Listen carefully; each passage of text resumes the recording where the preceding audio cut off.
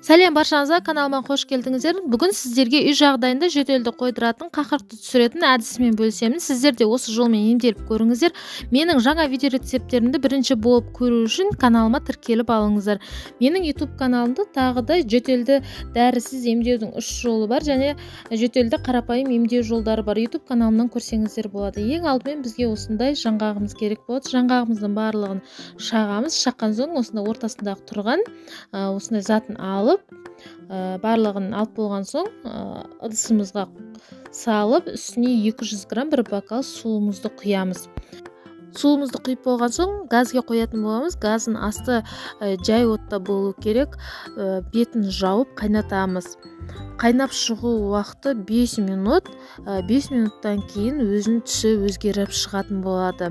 Көріп тұрғандарыңыздай түсі өзгеріп шықты. Енді бетін жауып, газын астын өшіріп 5 минутқа тұндырамыз.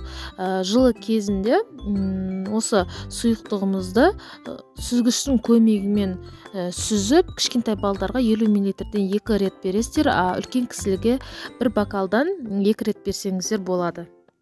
Бұл әдісіміз халық емі, бұрыннан келе жатқан. Сіздер де осы рецептпен жасап көріңіздер. Екінші әдісіміз аптекадан мукалтинмен осында миятамыр керек болады. Миятамыр аптекада 450 теңге тұрады.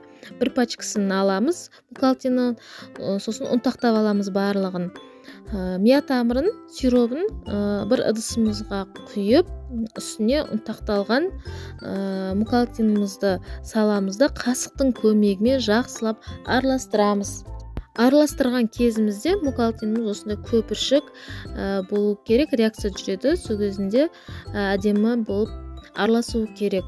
Енді араластырып болған соң ыдысымызға құйып, осыны үлкен кісілер 2 шай қасықтан 3 мезгіл бересіздер, кішкентайларға дозасын азайтып бересіздер.